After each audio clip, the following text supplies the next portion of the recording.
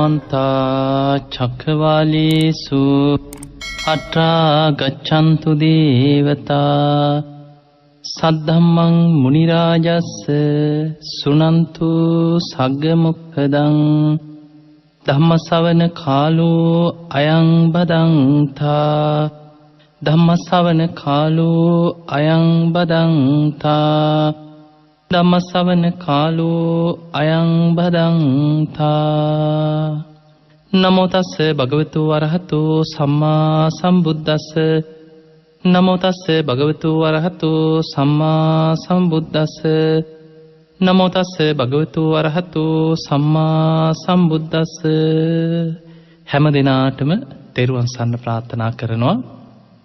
අදත් ඔබ හැම දිනෙක ඔබේ ජීවිතයට ඊටාම වැදගත් ධර්ම කාරණා ටිකක් ශ්‍රවණය කරන්න නිත් එක්ක උතුම් ධර්මයේ ශ්‍රවණය කරන්න සූදානම් වෙන ඉරිදා දවස. අද ඔබේ ජීවිතයට වැදගත් ධර්ම කාරණා ටිකක් අද අපි කතා කරන්නේ මේ ධර්මය අවබෝධ කරගන්න තියෙන එකම මාර්ගය වන මේ ආර්ය අෂ්ටාංගික මාර්ගය කෙනෙක් දියුණු කරගන්නේ කොහොමද? මේ මාර්ගය තුල සීල සමාධි ප්‍රඥා වශයෙන් අපේ ජීවිතයක් පුරුදු කරගන්නේ කොහොමද කියන කාරණය අපි ධර්මයේ තුලින් සාකච්ඡා කරමු. පින්වතුනි, දවසක් අපේ බුදුරජාණන් වහන්සේගෙන් එක්තරා ස්වාමීන් වහන්සේ නමක් ඇවිල්ලා විමසනවා, ස්වාමීනි භාග්‍යවතුන් වහන්සේ සතර සතිපට්ඨානෙ වඩන මාර්ගය මොකද්ද? බුදුරජාණන් වහන්සේ වදාළ භික්ෂුව සතර සතිපට්ඨානෙ වඩන මාර්ගය ආර්ය අෂ්ටාංගික මාර්ගයයි. සතර සතිපට්ඨානෙ වඩන්න තියෙන සීල සමාධි ප්‍රඥාව ඔස්සේ ආර්ය අෂ්ටාංගික මාර්ගය තුලමයි සතර සතිපට්ඨානෙ වැඩෙන්නේ. එතකොට මේ ස්වාමින් වහන්සේ ආයමත් අහනවා, ස්වාමීනි භාග්‍යතුන් වහන්සේ සතර සම්‍යක්ප්‍රදාන වීරිය මේ අකුසල් ප්‍රහාණය කරලා කුසල් දියුණු කරගන්න අවශ්‍ය සතර සම්‍යක්ප්‍රදාන වීරිය වඩා ගන්න මාර්ගය මොකක්ද? එතකොටත් බුදුරජාණන් වහන්සේ වදාළ භික්ෂුව නෝපන් අකුසල් නූපද වීම පිණිස උපන්නා වූ අකුසල් ප්‍රහාණය කිරීම පිණිස ඇති කරගන්න වීරියත් ඊළඟට නෝපන් කුසල් උපදවා ගැනීම පිණිසත් උපන් කුසල් දියුණු කර ගැනීම පිණිසත් ඇති කරගත යුතු මේ සතර සම්‍යක්ප්‍රදාන වීරිය ආර්ය අෂ්ටාංගික මාර්ගය තුලමයි වැඩෙන්නේ. ආර්ය අෂ්ටාංගික මාර්ගයමයි සතර සම්‍යක්ප්‍රදාන වීරිය වඩන මාර්ගය කියලා බුදුරජාණන් වහන්සේ වදාළා. එතකොට මේ ස්වාමින් වහන්සේ තවත් ප්‍රශ්නයක් හැටියට අහනවා, ස්වාමීනි භාග්‍යතුන් වහන්සේ එතකොට සතර ඊර්ධිපාද මේ ඡන්ද චිත්ත විරිය විමර්ශා කියන සතර ඊර්ධිපාද වඩා ගන්න මාර්ගය මොකක්ද? එතකොට බුදුරජාණන් වහන්සේ වදාළ භික්ෂුව මේ සතර ඊර්ධිපාද ධර්මයන් වඩන්න තියෙන්නේ ආර්ය අෂ්ටාංගික මාර්ගය තුලමයි. ආර්ය අෂ්ටාංගික මාර්ගය ඔස්සේමයි සතර ඊර්ධිපාද වැඩෙන්නේ. ඒ නිසා ඊර්ධිපාද වඩන මාර්ගයත් ආර්ය අෂ්ටාංගික මාර්ගයමයි. එතකොට මේ භික්ෂුව ආයමත් අහනවා, ස්වාමීනි භාග්‍යතුන් වහන්සේ දැන් සතර සතිපට්ඨාන සතර සම්‍යක්ප්‍රදාන වීරිය සතර ඊර්ධිපාද මේ ඔක්කොම ආර්ය අෂ්ටාංගික මාර්ගය තුලමයි වඩන්න තියෙන්නේ. ඊළඟට පංච ඉන්ද්‍රිය ධර්ම කියලා ධර්මයේ උගන්වනවා බෝධිපාක්ෂික ධර්ම අතර පංච ඉන්ද්‍රිය. සද්ධා විරිය සති සමාධි ප්‍රඥා කියලා ඉන්ද්‍රිය ධර්ම පහක්.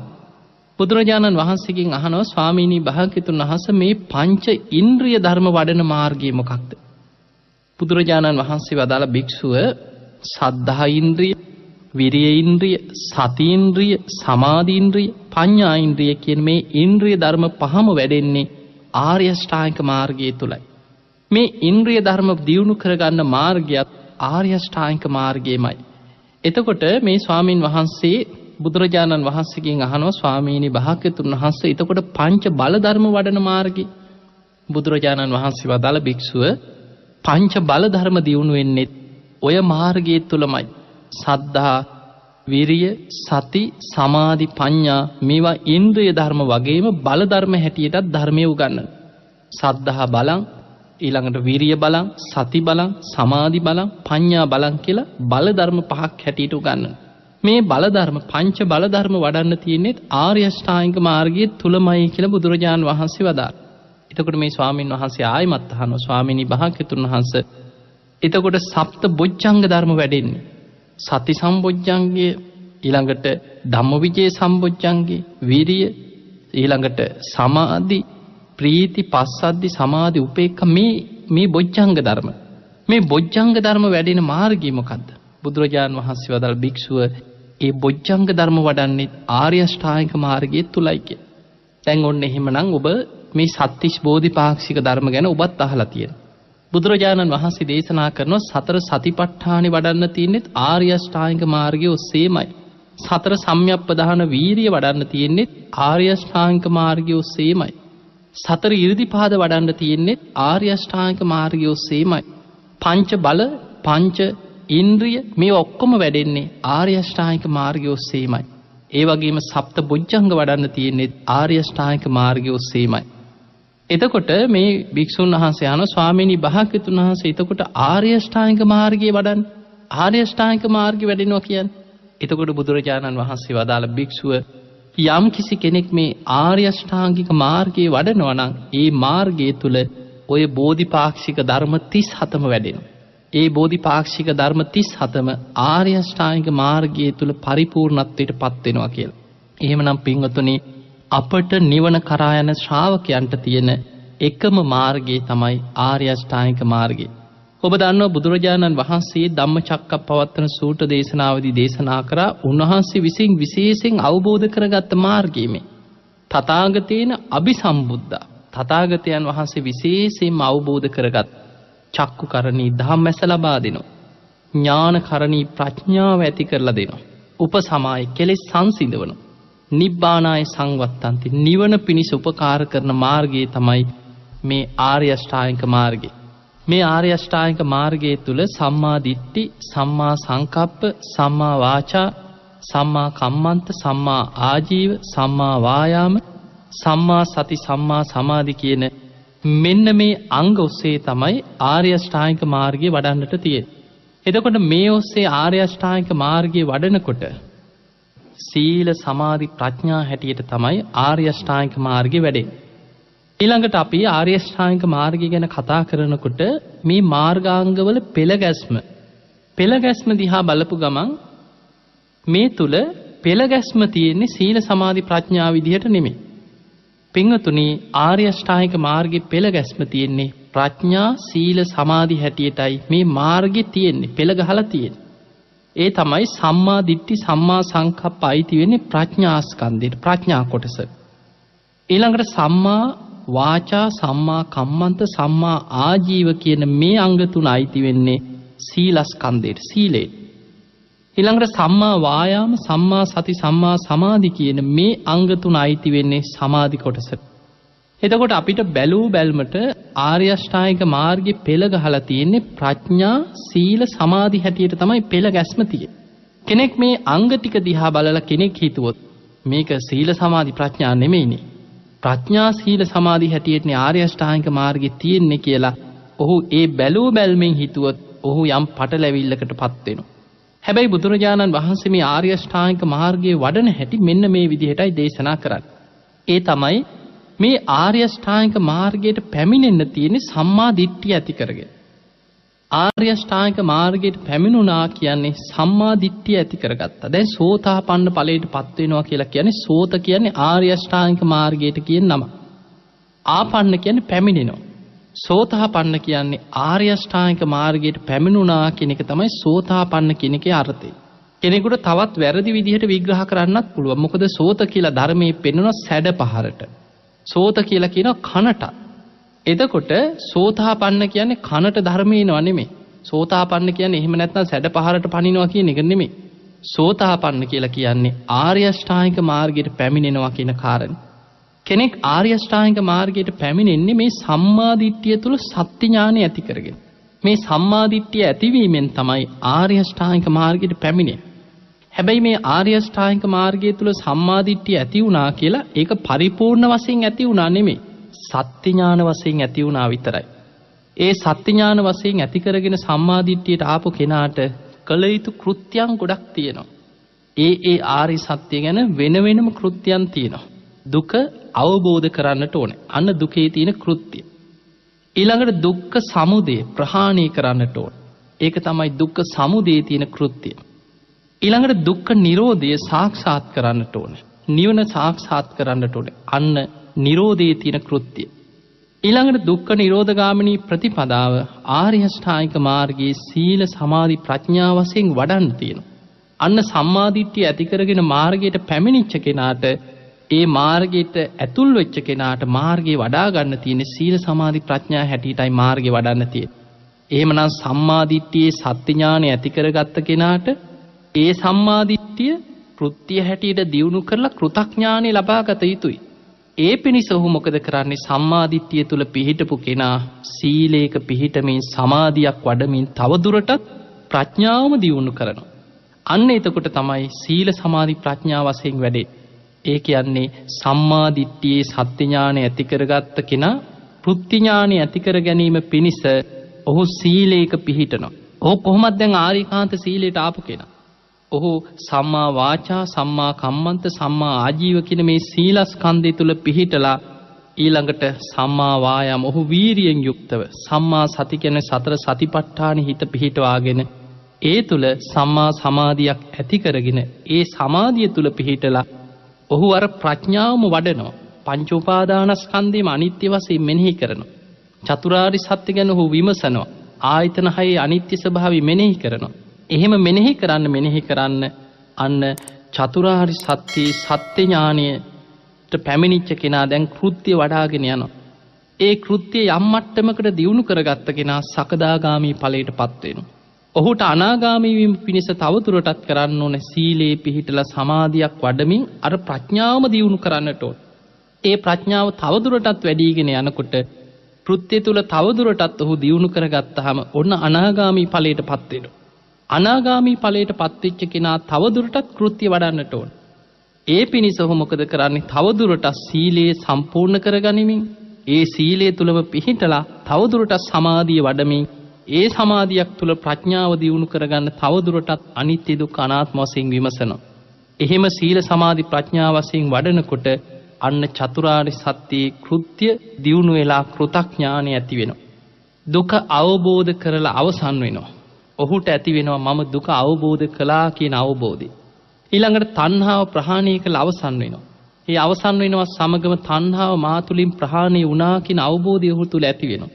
ඊළඟට ඔහු නිවන සාක්ෂාත් කළ අවසන් වෙනකොට ඔහුට නිවන සාක්ෂාත් වුණා. Tamanට ආසවක්කේ ඥානෙ ලැබුණා කියලා ආශ්‍රවයන්ගෙන් මිදුණා. මම නිවන සාක්ෂාත් කරා කියන අවබෝධය ඇති වෙනවා.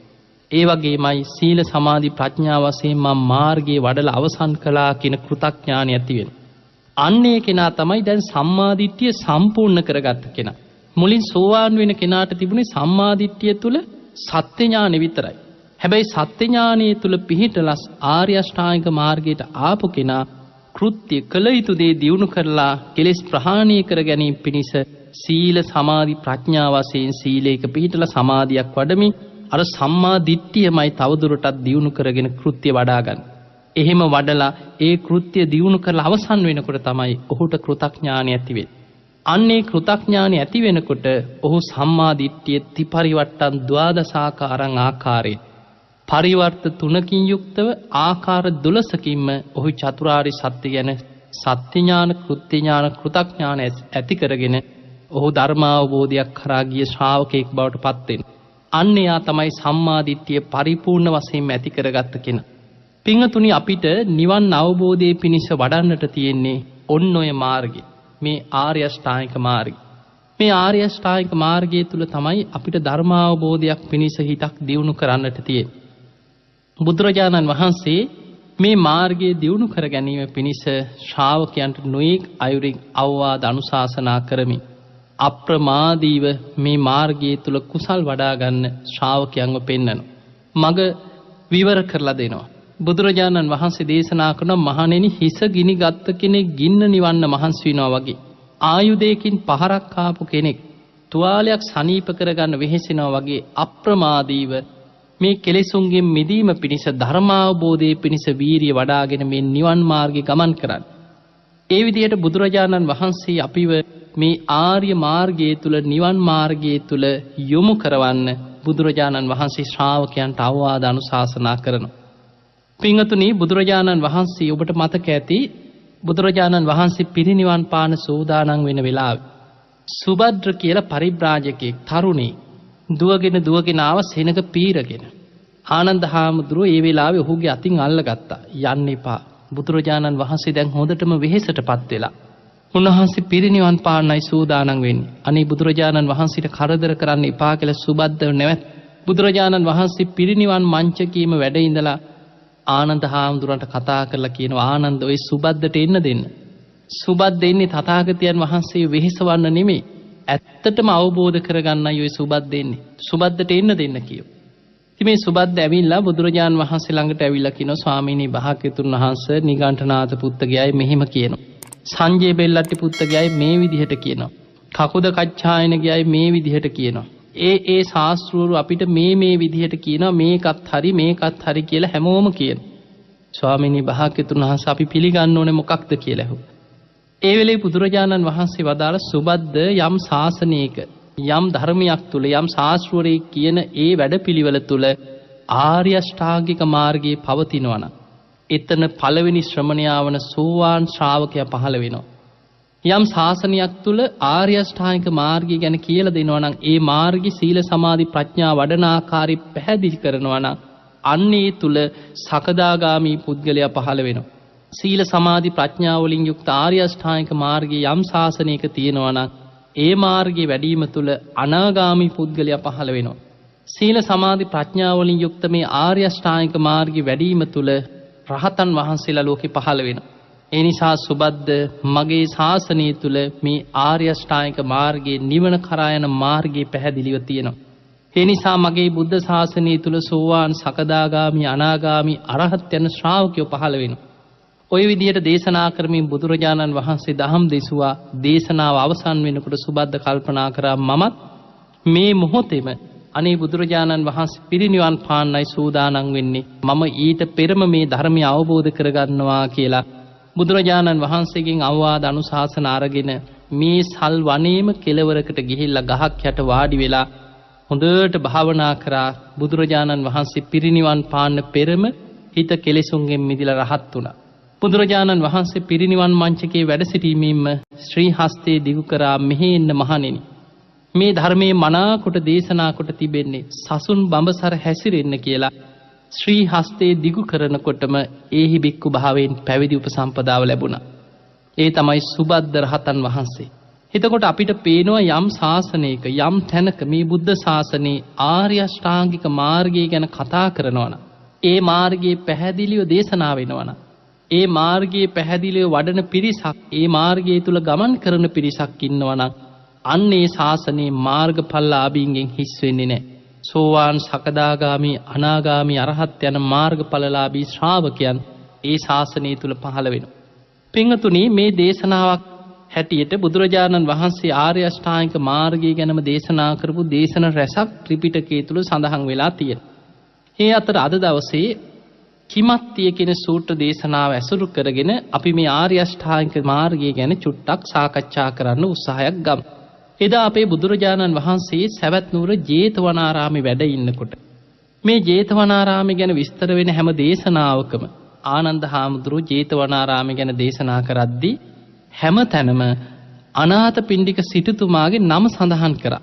ඒ තමයි ඔබ බණ අහනකොට ඔබ බුද්ධ දේශනා අහනකොට ඔබ හැම තැනම අහලා ඇති ඒකං සමයං භගවා සාවත්‍යං විහෙරති ජේතවනේ අනාථපිණ්ඩිකස්සාරාමේ 54 කෝටියක් ධනෙ වේදම් කරලා මේ ආරාමි බුදුරජාණන් වහන්සේ වෙනුවෙන් හදලා පූජා කරපු මේ සිටුවරයට ගෞරවයක් හැටියට අනාථපිණ්ඩිකස්සාරාමේ කියලා සඳහන් කරා. ඒ වගේමයි මේ අනාථපිණ්ඩික සිටුතුමා බුදුරජාණන් වහන්සේ මුණ ගැහිච්ච පළවෙනි දවසේම බණහලා සෝවාන් ඵලයටපත් වෙච්ච කෙනෙක්. මේ චතුරාරි සත්‍ය ඥානය ඇති කරගත්ත කෙනෙක්. බුදුරජාණන් වහන්සේගේ බුද්ධ දේශනා වලින් වැඩිම ප්‍රමාණයක් සූත්‍ර පිටකේ නම් වැඩිම දේශන ප්‍රමාණයක් දේශනා කරේ මේ ජේතවනාරාමේ. එදා බුදුරජාණන් වහන්සේ ජේතවනාරාමේ ධම්සභා මණ්ඩපේ වැඩ ඉන්නකොට ආනන්ද හාමුදුරුවෝ බුදුරජාණන් වහන්සේ ළඟට ඇවිල්ලා වන්දනා කරලා එකත් පසකින් වාඩි වෙලා බුදුරජාණන් වහන්සේගෙන් මේ විදිහේ ප්‍රශ්නයක් අහනවා. ස්වාමීනි භාග්‍යතුන් වහන්සේ මේ කුසල සීලය කුමක් අර්ථ කර කොටගෙන කුමක් ආනිසංස කරගෙනද පවතින්නේ? ඔන්න අහන ප්‍රශ්නය. ස්වාමීනි භාග්‍යතුන් වහන්සේ කුසල සීලය කුමක් අර්ථ කොටගෙන කුමක් ආනිසංස කරගෙන පවතිනවද කියලා අහනවා. ඒ වෙලේ බුදුරජාණන් වහන්සේ වදාලා ආනන්දය කුසල සීලයක් කෙනෙක් තුල පිහිටලා තියෙනවා නම් ඔහු නිවන් අවබෝධය අරමුණු කරගෙන සිල් රකින්න කෙනෙක් නම් අන්නේ කෙනා තුල හිත විපිලිසර නොවීම පිණිස ඒ සීලය ඔහුට උපකාර වෙනවා කියලා. අන්න පළවෙනිම කාරණේ. කුසල සීලය කියන එක අපි පොඩ්ඩක් තේරුම් ගමු. පින්වතුනි කුසල සීලය කියලා කියන්නේ නිවන අරමුණු කරගත්ත සීලයක් කෙනෙක් වඩනවා. ඒ සීලය ඔහුට කුසලයක්.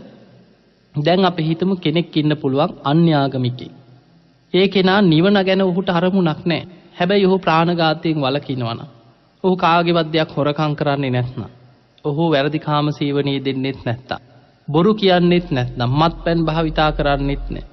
ඕනෑම ආගමක ඉන්නවා මේ වගේ කාටවත් කරදරයක් නැහැ. තමන්ගේ පාඩුවේ තමන්ගේ ආගම අදහගෙන බොහොම අහිංසක විදිහට ජීවත් වෙන ගුණහපත් මිනිස්සු ඉන්නවා. ඒ සීලය ඔහුට පිනක්. ඒ සීලය තුලින් ඔහුට ලොකු පිනක් රැස් වෙනවා. හැබැයි ඒ සීලය ඔහුට නිවන් අවබෝධයේ අංගයක් හැටියට උපකාර වෙන්නේ නැහැ. මොකද ඔහු නිවන පැතීමක් නැහැ. ඔහු නිවන් අවබෝධය අරමුණු කරලා අවබෝධයකින් සම්මාදිට්ඨියක් තුල පිහිටලා සීල රකින්නවා නෙමෙයි. ඔහු සමහරවිට ඔහුගේ චරිත ලක්ෂණ වෙන්න පුළුවන්, සමහරවිට ඔහු මත්පැන් වලට අකමැති, සමහරවිට ඔහු දන්නෙත් නැහැ. නමුත් ඔහු හිතනවා බොරු කියලා කාව රවට්ටන්නේ මොකටද? ඒ විදිහට ඔහු ඒකේ කුසල් අකුසල් දැනගෙන බොරුවෙන් වළකිනව නෙමෙයි. එක්කෝ ඔහුට කවුරු හරි ගුරුවරු කියපු නිසා හරි, එක්කෝ ඔහුගේ වැඩිහිටියන් කියලා දීපු නිසා හරි හොරකම් කරන්න හොඳ නැහැ. ඒ විදිහට ඔහු යම් සංවරකමක් තුල සීලයක්